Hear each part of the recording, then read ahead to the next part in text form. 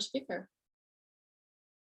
Thank you so much, Brenda, and thank you to University of Minnesota, Rochester, and all of our sponsors. You know, and as a member of the events committee, as we were talking about the topics and the speakers to have for this year's Wit, Wisdom, and Wine, Brenda brought forward John Biewen. And when I started to hear about the topic and start to listen to his podcast, I thought, wow, this is exactly what we need to be continuing this conversation that we have about how are we welcoming, inclusive, how do we create equitable communities. For myself personally, I work at the Diversity Council, so I spend a lot of my time in diversity, equity, and inclusion. And as a white woman in that space, I think a lot about what it means to be white and what is that influence and that impact that my race has on how I view things, how people view me. And so it is a thrill for me to introduce John to you all. John is a audio program director for CDS at Duke University. He is an author and host of the twice nominated Peabody Award documentary podcast called Scene on America. And we were talking about how incredible it is to be nominated twice. There's like eight like things. That's a bad thing to say, but 8 programs, we'll say that. We'll go with that are nominated. So to be nominated twice, what an honor to do that. Scene on Radio, his Scene White series became a podcast whose focus would be a perspective itself. He was born in Rochester. He studied philosophy at Gustavus and began his radio career with Minnesota Public Radio. His work has aired on programs such as All Lives Considered, This America Life, and the BBC World Service. So please join me in welcoming John. Thank you, Catherine. Thanks so much for that gracious introduction. And it's so good to be with you all. I'm sitting, of course, in my house in Durham, North Carolina, where it's probably a little warmer than where most of you are. But I know a little bit about that, having lived the first 40 years or so of my life in Minnesota, as we heard. And public libraries, I mean, my gosh, what a wonderful civilized institution public libraries are. And I wonder if someone were contemplating in the 2020s creating public libraries in this country, if it would happen, and if it could happen, if there would be support for it. I think that's a reflection on where we are, that it's not entirely clear that that our society would do that today. But I'm getting a little ahead of myself, aren't I? Anyway, it's good to be with you all virtually on our screens here as we enter the third year of this pandemic experience. It is a new year, but it does feel like we're carrying 2021 with us, doesn't it? And for that matter, 2020, maybe more than we would like. We're in an extraordinary, really fraught period in the history of this country. I don't think that's a surprise. That's a secret.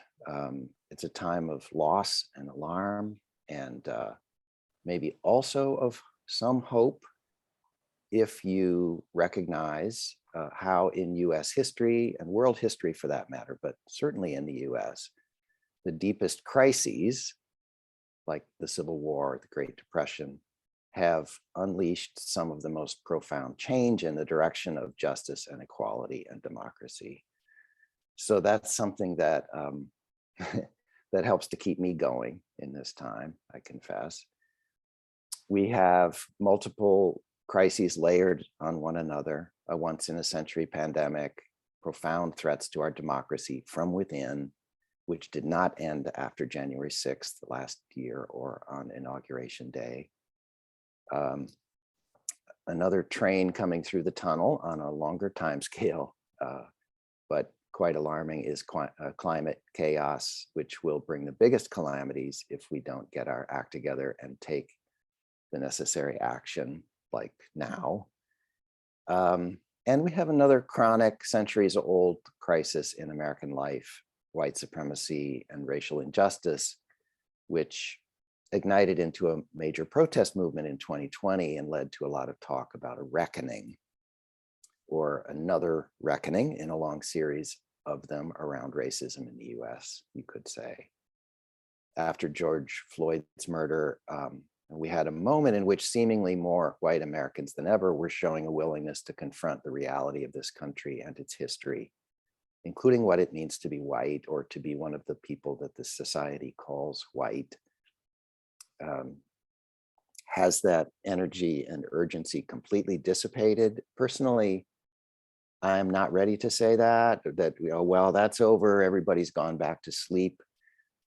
There's no question the forces of the status quo, and in fact, the forces of reaction trying to take us backward, are strong and persistent.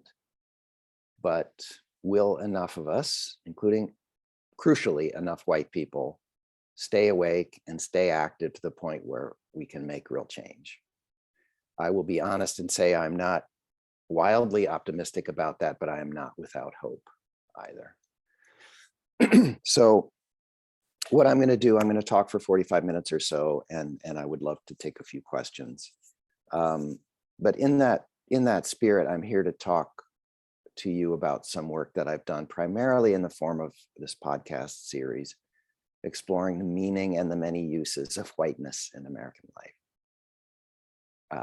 Not just in American life, but in a particular way in American life. And based on my own experience and the experience of so many of our listeners that I've heard from, I'm going to claim that this shift in perspective can be quite powerful for anyone trying to understand how racism actually works, but especially for those of us deemed white. Turning the lens and looking at race through the construction of whiteness as a thing can take us to a new kind of understanding of white supremacy that tends to elude us as white people. And I would argue it eludes us by design. Just today, I saw this quote from the astonishingly brilliant and insightful James Baldwin. Americans suffer from an ignorance that is not only colossal, but sacred. An ignorance that is sacred. I think that fits well with this theme and with the idea that we are not meant to look directly at whiteness or at our own history. The fact is, race is a story that we tell. Some people decided to tell that story at some point and we inherited it. Our challenge is to unlearn it and then to fight against that story. So, Catherine, now would be the time to share the screen. I've got some slides and some of them have audio attached. So we're going to kind of work our way through this. I'm going to start by talking about the origins of the project, Seeing White. But I'm going to reach way back and spend just a few minutes connecting all this to my earlier life as a white guy from Minnesota, of all places. How did I come to be a white guy in later middle age with white hair doing a project like Seeing White? So I grew up in Mankato. I was born in Rochester, as Catherine mentioned, but only stuck around till about the age of 4, and grew up, did all my schooling in Mankato, and then went to Gustavus down the road. This is not the Brady Bunch, it's my family. The next slide, Catherine. That's me, if you hadn't picked me out. My parents were what you could call good Minnesota liberals. They worked on the McGovern campaign when I was a kid, if that gives you some slide, Catherine. And my dad in particular, he was a high school English teacher and basketball coach. He tried to raise us with a concern about social justice that he got from the nuns who educated him in Catholic schools. Racism was talked about in our house, and my parents would sit us down in front of the Sidney Poitier movies when they came on. or To Kill a Mockingbird, Roots in the 70s. By God, we were sat down in front of that entire series. They made sure we got the point, and I did. Racism is wrong.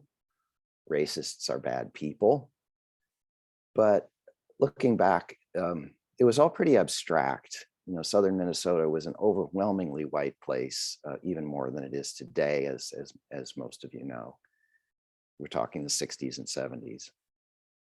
So those images on the TV seem to be beamed in from some other place and time. I didn't feel implicated. Went to school at Gustavus, got a degree in philosophy, and then stumbled into a job with Minnesota Public Radio. Next slide, please, Catherine. As a young reporter, I made documentaries about migrant farm workers and their experiences in Texas and Minnesota, on the history of anti-Semitism in Minneapolis. I did lots of reporting about poverty in America, which isn't always about racism per se, but of course is often intertwined with it. Next one.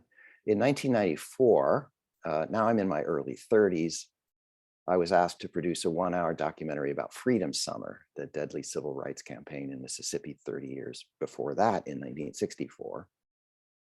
I had the privilege of interviewing a couple dozen veterans of that movement, including genuine heroes like John Lewis and Bob Moses.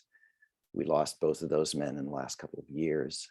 Unita Blackwell in Mississippi. I learned about Fannie Lou Hamer. Excuse me. I also interviewed white Northerners who had volunteered, putting themselves on the line to register Black voters in the Jim Crow South, and Black Mississippians like this couple in the Delta, the Reverend J.J. and Irma Russell, who had risked everything to register as voters. That experience was, it was consuming and it shook me. It sank in a new way that how deep racism is in the story of this country, and how recently we had effectively an apartheid society in much of the country, with white supremacist one-party rule in my lifetime. As one of the white Northern Freedom Summer volunteers said in that documentary, it's not that I didn't know that before this, right, intellectually. Needless to say, I had heard about the segregated South and Jim Crow. It's not that I didn't know it, it's that I didn't feel it. And I was coming to feel it in a deeper way, just what this meant. It was becoming less abstract. Through 30 years as a public radio journalist, I stayed fascinated by and preoccupied with these divisions and deep inequalities. What is the experience of a single Black mom raising kids on the minimum wage on Chicago's West Side, or a family on the Red Lake Ojibwe Reservation, or a farmer on the Hopi Nation in Arizona? Next slide, please, Catherine. What's it like for these folks trying to make it in this society? You know, given what exactly?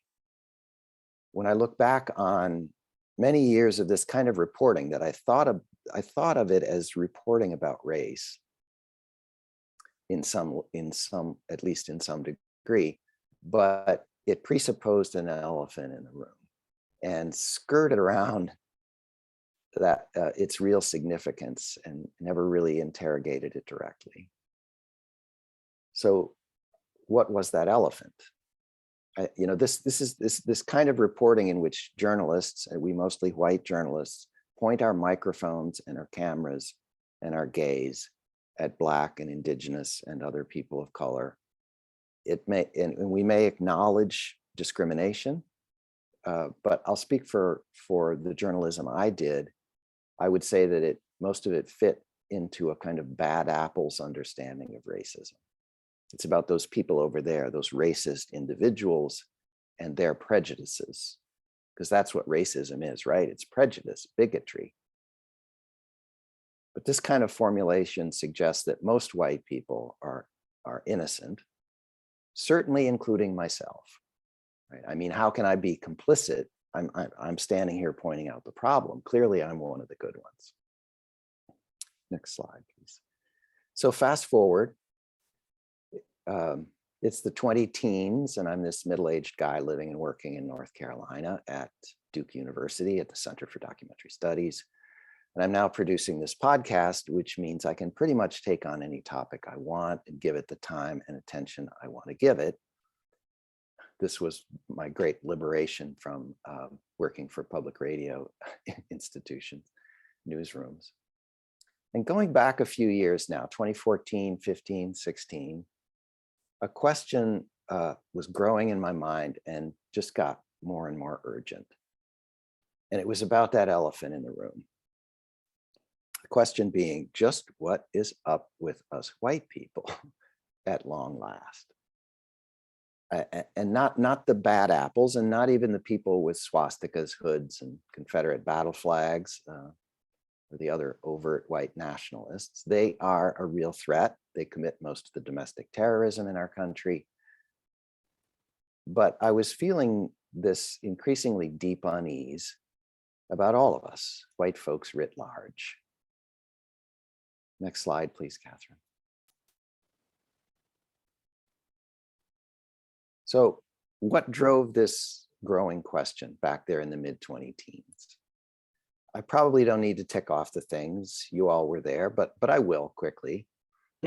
Start with the death of Trayvon Martin, Michael Brown, Eric Garner, Sandra Bland, Freddie Gray, Jonathan Farrell, Sam Dubose, Walter Scott, Tamir Rice, Terrence Crutcher, Laquan McDonald, and so on, through Alton Sterling, Stephen Clark, Philando Castile, and so on. All unarmed Black people killed by police or a neighborhood watch guy in the case of Trayvon Martin's killer, George Zimmerman. And, you know, say what you like about each of these cases, the story was always that the officers feared for their lives. I believe, and I would say that I know, that in most and likely all of these cases, if it's me or my adult son or daughter encountering that cop, we come out alive. What else back in that period? Dylan Roof, the young white supremacist terrorist in the Charleston massacre. Affirmative action for white people in the culture. Oscars so white, and so on. And the rise of the Black Lives Matter movement. So it was in response to so much of this. And beneath these kind of visible anecdotal events, the overwhelming data, study after study proving systemic racism in every institution we have, housing segregation, employment discrimination, the deeply racialized inequities in our schools and our criminal justice system, a legacy of unequal opportunity such that for every dollar the average white household owns today in assets, the average Black family has about a dime. And thanks to our new world of ever-present smartphones with video cameras, now we had the drip drip of racist moments from the everyday of American life, meant to be private, but captured and sent across the internet. White cops and school cops manhandling Black teenage girls. Did you see the video of those college kids in Oklahoma? I think this was about 2015. Warning, this video includes a familiar racial epithet. Fraternity brothers seen on video engaging in a racist chant. And tonight they're... There'll never be a nigger at sea. You ain't from a dream. I don't know what's on me. There'll never be a nigger at sea. And so many others, right? The white folks calling the police on Black people for waiting in a coffee shop, having a barbecue in a park, trying to go home to their own apartment building. Finally, the last straw for me, honestly, was the rise of Donald J. Trump and the embrace, or at least the acceptance, of his particularly raw brand of white identity politics, ultimately by the majority of white Americans in 2 elections, as it would turn out. Next slide. So, seeing white. started working on this project in the middle of 2016, around the time that Trump was nominated, actually. And it launched a few weeks after his inauguration, February 2017. I'm going to play a 2.5-minute clip. This is the opening of the second episode in this series, when we really get down to business, going back to the beginning. And maybe, of course, your book starts thousands of years ago, but here's a thought I had about the starting point, which is when I was in high school in Minnesota in the late 1970s, I can still remember very vividly in my social studies textbook the three races of man. Yeah. And I can see the images of the Mongoloid, the Caucasoid, and the Negroid.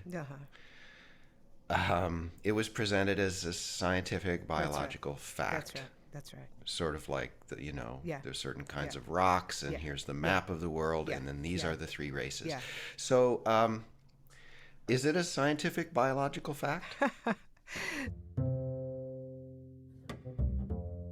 The three races, in the order usually presented, Caucasoid, Mongoloid, and Negroid, Caucasoid at the top, is not a biological fact, and only became science in the sense of anthropologists said that this is true in the 1940s. That's Nell Irvin Painter, historian, Princeton professor emerita, and author of The History of White People. I'm John Biewen. It's Seen on Radio. Welcome to part 2 of our series, Seeing White, looking at the past and present of whiteness in the world, and especially the United States, where this idea of being white came from and what it's for. In this episode, we're going back. Well, not really to the beginning. Science now tells us that in the beginning of the human story, people evolved in Africa from one common ancestor a couple 100,000 years ago. We're all kin and all African if you just go back far enough. Over time, some people walked out of Africa and spread across the world, the branches of the family that spent thousands of years in colder places without a lot of sun. They lost much of their melanin and turned a bunch of different shades depending on the conditions where they were. That's how we became a species ranging from the darkest brown to the lightest pink beige and everything in between, shades of brown with an array of yellowish and reddish tinges. All of that explains why people look different. It does not explain the wildly inconsistent and ever-changing groupings that people have concocted over the last few centuries. It doesn't explain my high school textbook.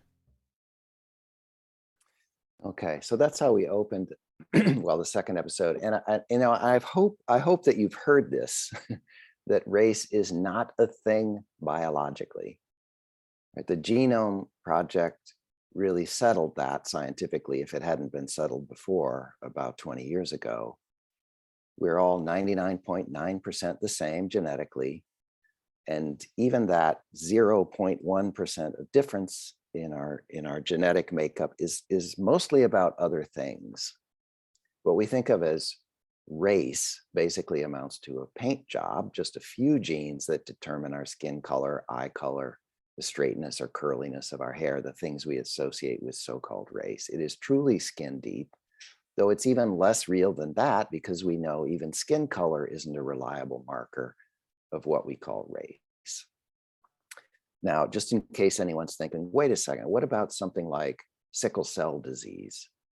Doesn't that prove there are deeper biological differences? Because in this country anyway, we're used to thinking of sickle cell disease as something that only Black people get. But actually, no. Sickle cell developed as a mutation in places where malaria was present, not in all of Africa and not only in Africa. It is not a Black people disease. It's my ancestors lived in places where malaria was present disease.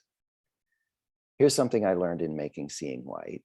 The average person of Somali heritage has more in common genetically with a person of European background than the Somali shares with a person from Zimbabwe, for example. Again, that's all within that narrow 0.1% of difference in the genome. and it pretty much blows up our usual notions of both Black and white races. In the course of doing the Genome Project, some of the first people to have their DNA mapped were the scientists themselves, including James Watson and Craig Venter, both of European descent, and Seong-Jin Kim, a Korean biologist. And guess what? Kim, the Korean, has more genetic alleles in common with either Watson or Venter than they share with each other. Okay. Again, there's just no gene for whiteness, Blackness, Asianness, or these other categories that people have cooked up over time. Fill in the blanks, right? You might also have heard or read that the concept of race is a fairly recent invention. It really didn't take hold until 400 or 500 years ago. And important aspects of whiteness and Blackness, as we have come to think of them, were invented here in North America after European and African people started showing up here. Maybe you're like me. I had heard these things in broad strokes, but I'd never really learned how it went down. Who did it? Who created race and when and why? That's the story I set out to tell in Seeing White with the help of a lot of brilliant people, including my collaborator and kind of co-host on the series, Dr. Chenjerai Kumanyika, who's now at Rutgers University. I read the latest and best research and interviewed a few amazing scholars who've done that work. Next slide, please. So let's go back to what is usually thought of as the cradle of Western civilization. Greece, more than 2,000 years ago. Slide, please, Catherine. Herodotus. There was no notion of race. Oh, sorry. You might have to. People. You might have to. It's not advancing for some. Press the right arrow, please. On your. There you go. Thank you. So this is Herodotus. This is also the time of Aristotle, 500 or so BC.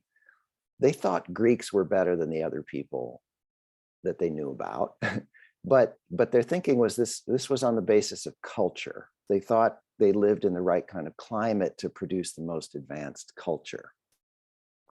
They had this idea that places that were too warm or too cold produced inferior cultures because of the impact that the climate had on the way that people lived. So their superiority in their view was not innate. They weren't racist in our terms because, as the historian Nell Painter says, next slide, please.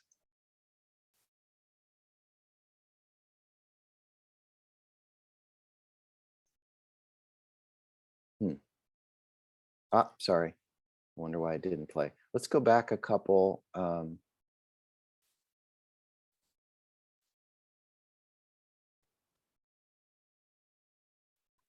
Yeah, maybe just press play on that, on the audio. There you go. There was no notion of race. People could look at other people and see some people were lighter and some people were darker. But what did that mean? What did that mean? Okay. Is that the right audio, John? Yes, it is. Thank you. And hopefully now the space bar will do the job for it. Let's try just hitting the space bar for the next one when the time comes, and hopefully it'll work the way it should. Okay, so let's just leave this here for now. So as she says, what did that mean? What did different color, the fact that people had different color, what did it mean? It didn't mean what it means to us. And it did not mean those people are inferior, so that's what makes it okay for us to enslave them. There was a lot of slaving going on in ancient times, of course. People enslaved other people across and within what we would now call racial lines. The Greeks, the Romans, the Chinese, the West African empires, all practiced forms of slavery. The Vikings, big slave traders. They were famous for pillaging, right? Well, they pillaged people too. This was not something I heard about growing up there in the land of the purple people eaters, but it is what it is. And people of every color got enslaved, including and especially the Slavs of Eastern Europe. They were hauled off into bondage so often for centuries, including by the Romans and Western Europeans, that the English word slave is derived from Slav. Slavery back in the day was not justified on the basis of race because race as we know it didn't exist. So who invented race? The answer is, and it's a pretty important answer, I think, slave traders invented race effectively.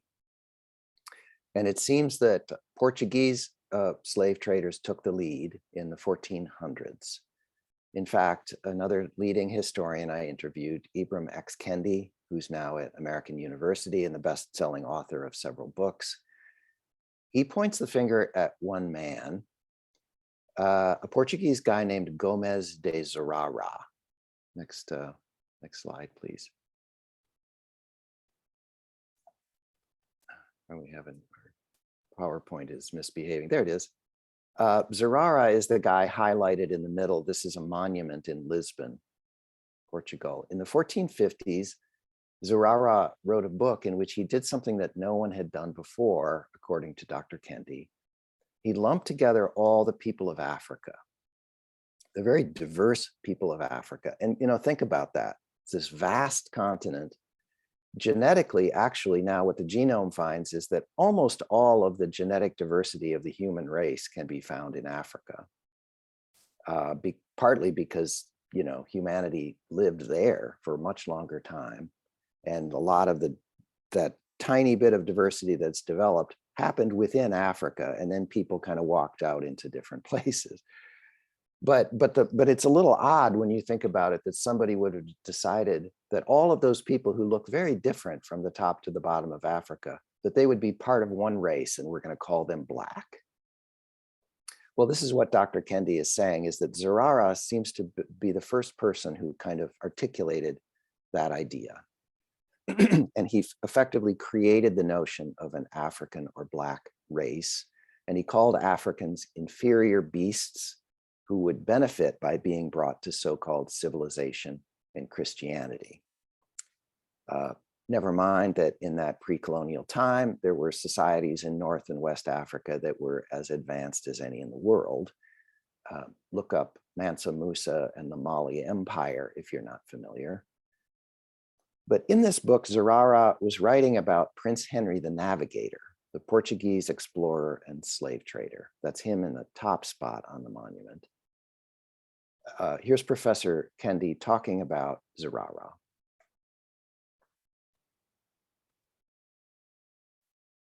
And so I basically make the case that he was the first articulator of racist ideas. And in order for him to articulate racist ideas, he had to basically combine all of the different ethnic groups that Prince Henry was enslaving into one people, and then describing that people as inferior.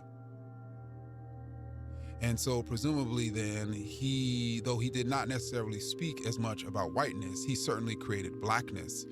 And Blackness, of course, cannot really operate without whiteness. And to Kendi, this is crucial. Zurara was not just some independent chronicler calling them as he saw them. As I said before, he was hired to write the book by the Portuguese king, Prince Henry's nephew.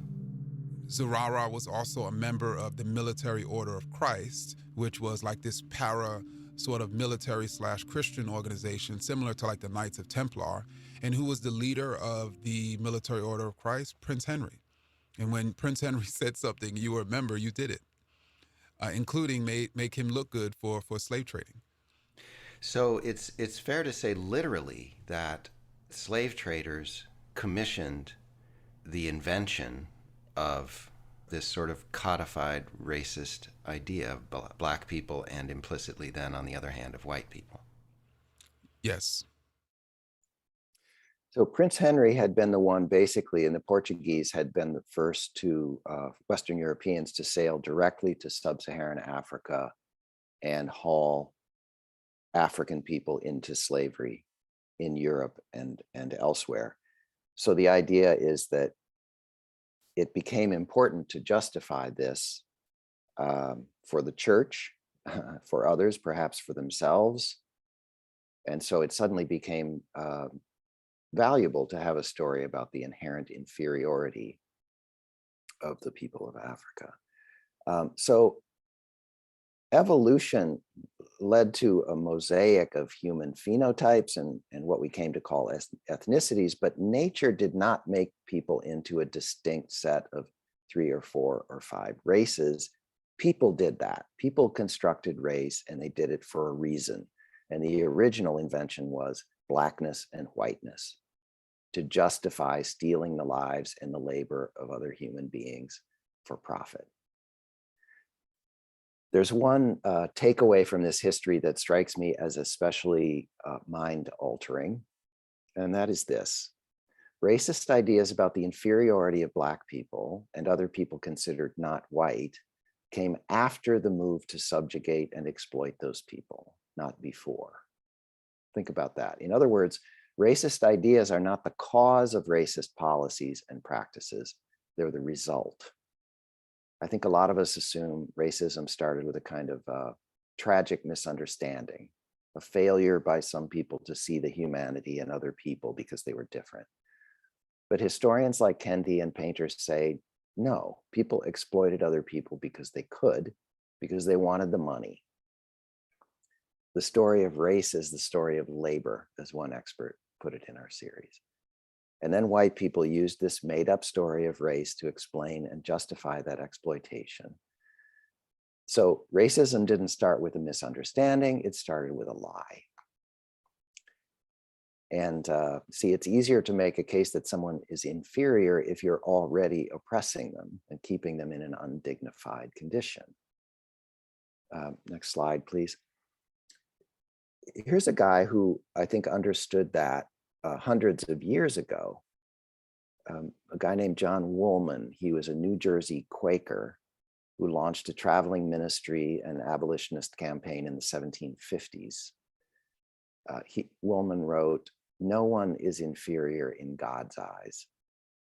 And he wrote this: "Place on men the ignominious title slave, dressing them in uncomely garments, keeping them to servile labor, tends gradually to fix a notion in the mind that they are a sort of people below us in nature." See, he saw that racist ideas were the result of slavery, not the cause. And he went on to say, clearly referring to white people and our anti-Black racism, "Where false ideas are twisted into our minds, it is with difficulty we get disentangled." So more than 250 years after John Woolman wrote those words, those ideas are still twisted into our minds. And what form does it take today? Those Black people, or Native Americans, or Latinos, they're not quite thriving on average the way white people are. Their communities are poorer on average, their test scores are lower, they're charged with more crimes per capita. There's something wrong with those people. Those conditions couldn't have anything to do with 400 years of racism and oppression, vastly disparate levels of opportunity, education, policing, and so on and so on. Okay, next slide, please. In another episode in the series, we trace how the notions of Black and white were further refined in colonial America. Why is it that if your ancestry is mostly European, but you've got some African heritage, that you're considered Black and not white? That was not how things worked in, say, Virginia in the early 1600s. The definitions were looser. Someone was English or African or American Indian or mulatto of mixed heritage. The one drop rule that we're familiar with had not been cooked up yet. So where did that come from? Again, the answer is slavery, and again, follow the money. English common law in the 1600s said the child of an English man could not be enslaved. White slave owners didn't like that law. They wanted to be able to enslave their own children, the children produced through the rape of the African women they held in bondage. So the colonial powers that be changed the law in the 1660s, tying the fate of a child to its mother instead of its father. So now the children of enslaved Black women would remain in bondage they would be considered Black, whatever the so-called race of the father. And what follows from that, just flows straight out of it, is hundreds of years of this notion, often written into state laws in this country until the 20th century, that having a little bit of African heritage puts you on the Black side of the color line, right? This expands the pool of children on plantations or slave labor camps who would be enslaved, and increases the labor force and the profits of enslavers.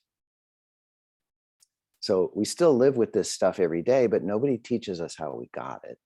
So we think it developed organically somehow, again, from a misunderstanding, but it is and always has been about money, control, power. Next slide, please. 1776, a new nation is born and everything changes, right?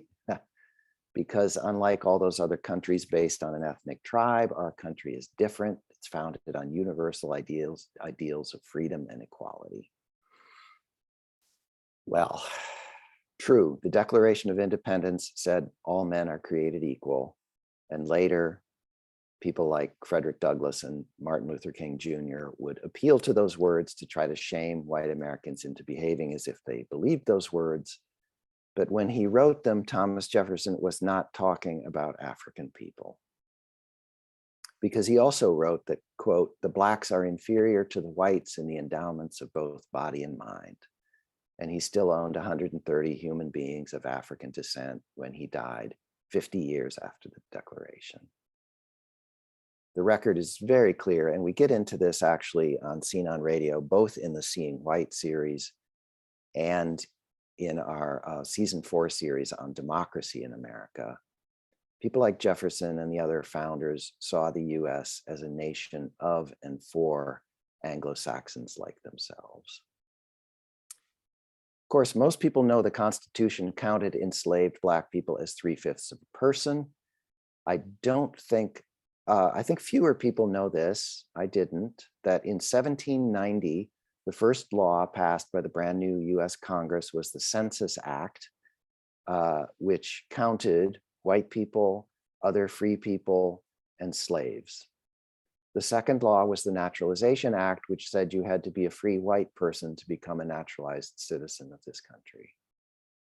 So, I mean, the US was, at its founding, a settler colonial white supremacist nation with a slavery-based economic system. That is not some radical lefty assertion. It's just an undeniable fact. The Civil War ended slavery in its most literal form, but didn't come close to ending racism or white supremacy. The fight to make this a country where everybody of every race would have equal rights and full citizenship really didn't get serious until the civil rights movement of the 20th century, the Civil Rights and Voting Rights Acts of 64 and 65. And now we have systematic attacks on those steps. Attacks on voting rights are back with a vengeance and only gaining strength, pretty much fully supported by one of our two major political parties. So, you know, it seems that white supremacy is not a blemish, a mere blemish on an otherwise glorious national story, as much as it pains me to say it. It's a feature. That is one of the important takeaways, I think, of our series. Seeing White is a 14-part series, roughly 8 hours long, way too much to cover in a 45-minute talk. But one other thing I want to touch on briefly, and that is the commonly held view among people like me, white folks from the northern US, that racism is a distinctly Southern thing. I grew up with this idea. White Southerners are the ones with the huge ancestral sins to answer for, and they are the real bigots today. Next slide. I devote 2 episodes of the Seeing White series to answering this notion. One tells the story of the US-Dakota War and the largest mass execution in US history in Mankato, my hometown, in 1862, something I grew up hearing nothing about. I do want to acknowledge that has changed significantly. And I think Minnesotans are much more likely to have heard about it now. It puts those events in the context of the US government's violent and deceitful extraction of Native American land to create more space for people who look like me. And in part 6, we take a direct look at the presumed innocence of white non-Southerners and progressive white folks in particular. I think I had a couple of slides here, but I think I'm going to skip them so we have a little bit of time for questions. But part 6 is called, part 6 of the Seeing White series is called That's Not Us, So We're Clean, which is, I think, reflects this idea that I grew up with. I will speak for myself as a white Minnesotan, feeling quite innocent of the nation's racial crimes. If you look at those measures of systemic racism, residential segregation, racialized inequities in education and criminal punishment, police violence, they're pretty much the same North and South. In fact, the most segregated cities in America, a lot of them are in the North. The top 10 include Detroit, Chicago, Milwaukee, Cleveland, New York. So, 2 takeaways from what I've said so far. 1, race is not a thing biologically. It's a story that some people decided to tell. And 2, people told that story to justify the brutal exploitation of other human beings for profit. Once those facts sink in, I think one thing becomes clear, that racism is not mainly a problem of attitudes, individual bigotry. It's a tool to divide us and to prop up systems, economic, political, and social systems that advantage some people and disadvantage others. And it's a tool to convince white folks who may or may not be getting a great deal out of our stratified society to support the status quo. As well, it could be a lot worse. At least I'm white. So whiteness is still doing the job it was invented to do. And I think that another important takeaway is that for all of us is that we cannot stand on the sidelines. We are complicit. We are benefiting every day from a system that advantages white people. And it's just not enough. It's just not good enough to say, I'm not one of the bad racist people, so I can just go about my life. Because if we continue to do that, we'll just go another generation and another living with white supremacy. So on that note, I'm gonna end, and I would be delighted to take a few questions.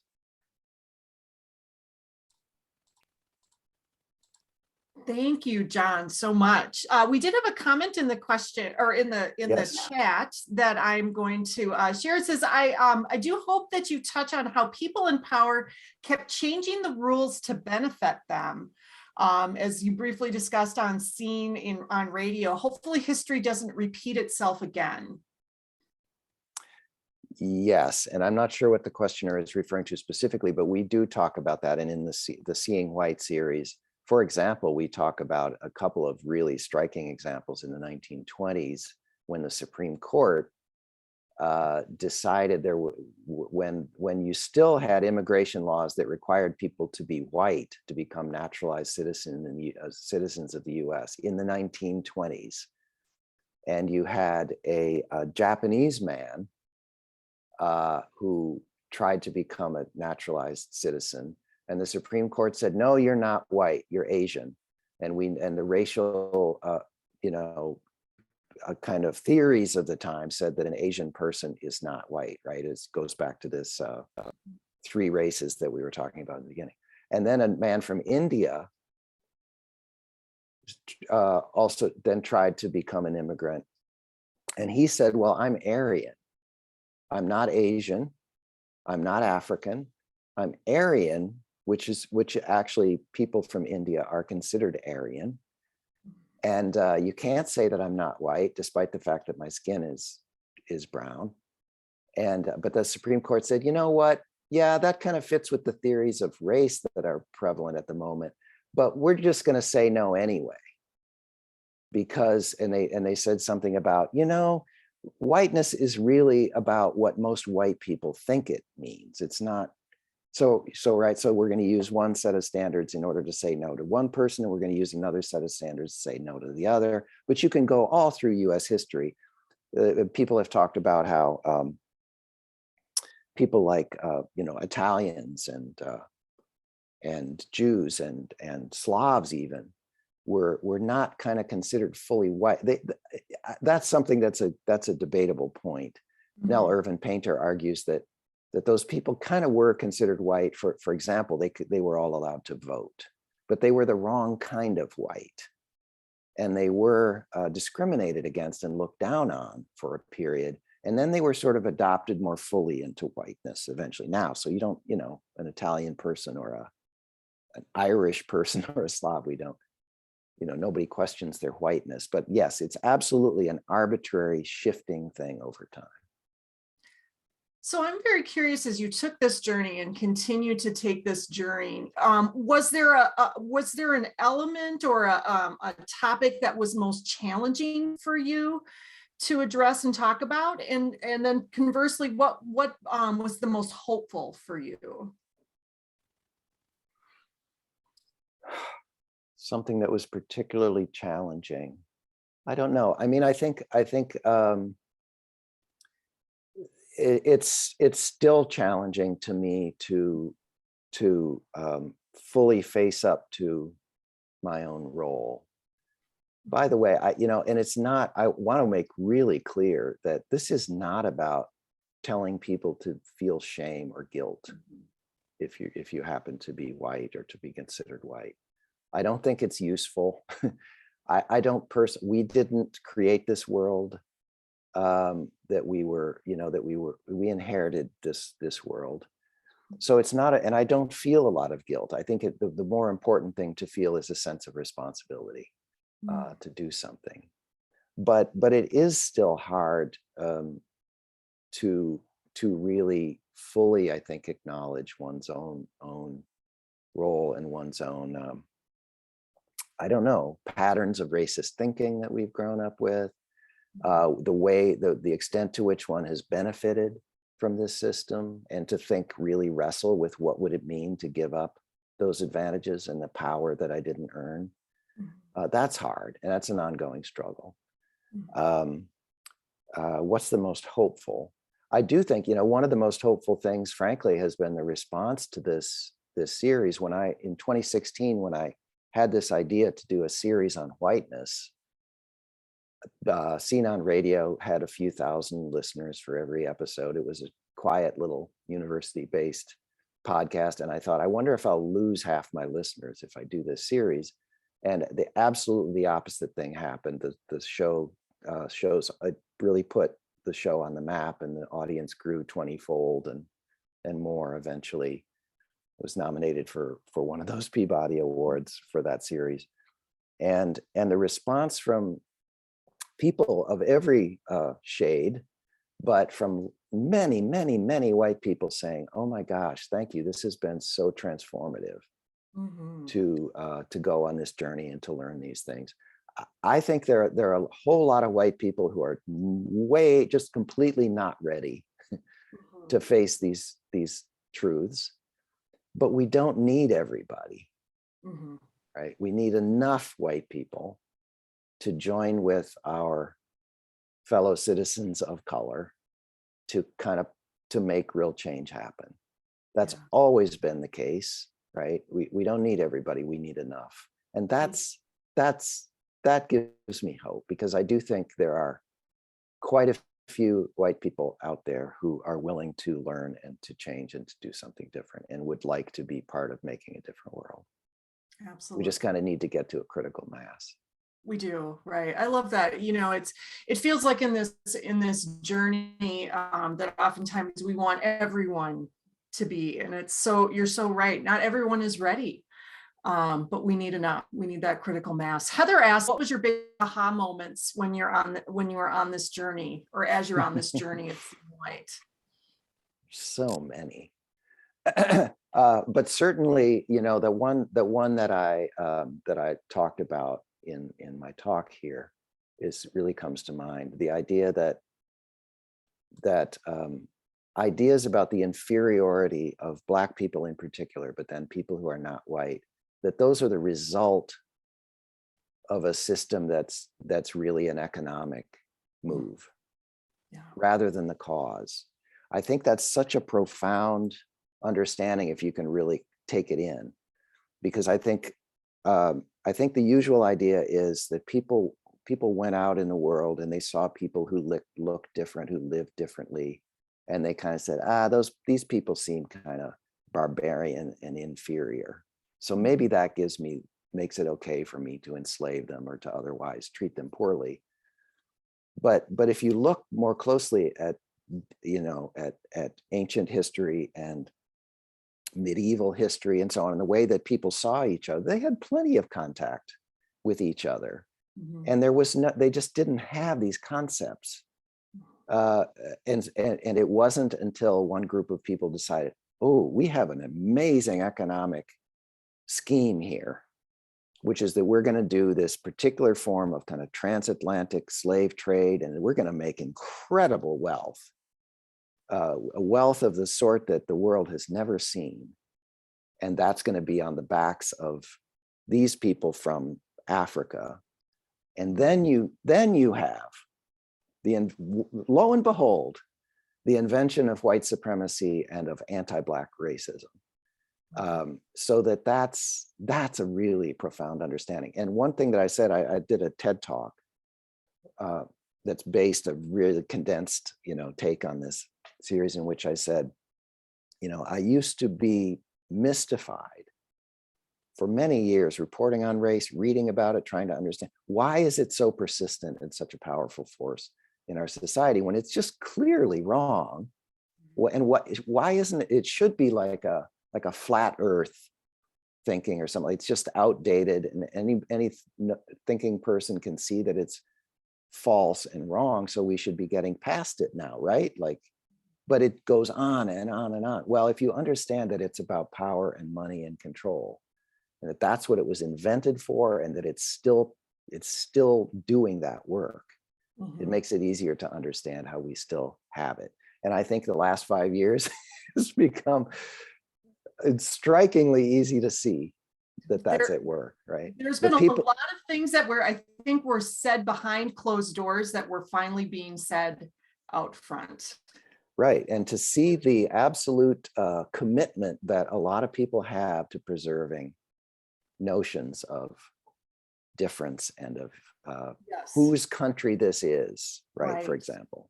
Whose country this is, and that advantages some people and disadvantages others. Right. Plain and simple. Plain and simple. That is so true. John, wow. Thank you. Thank you for taking this on this journey, for sharing these incredible parts of history and how we kind of got where we are a little bit today and what we can do going forward. A little bit more on the screen, you'll see we have the links to Seen on Radio. I would encourage everyone, if you haven't had a chance to go out and listen, it's an incredible body of work. Go out and watch the TED Talk. I'm going to plug the library. I'm a big believer in a call to action. For me, as I listen to you, John, for me, I feel that that an ongoing call to action to do something, and whether it be education, whether it be whatever that looks like for you, would encourage everybody to do that. Check out the library and their wonderful resources on topics such like this. And of course, we're here to support the library. So please feel free. We've got the links to donate on the screen. So thank you, John, again. Really appreciate it. Thank you to all who are with us today. Let's give John a virtual emoji clap, or a clap on the screen.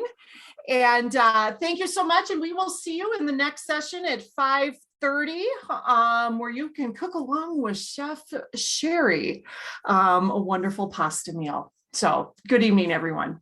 Thanks all. Thanks for coming. Thanks for listening.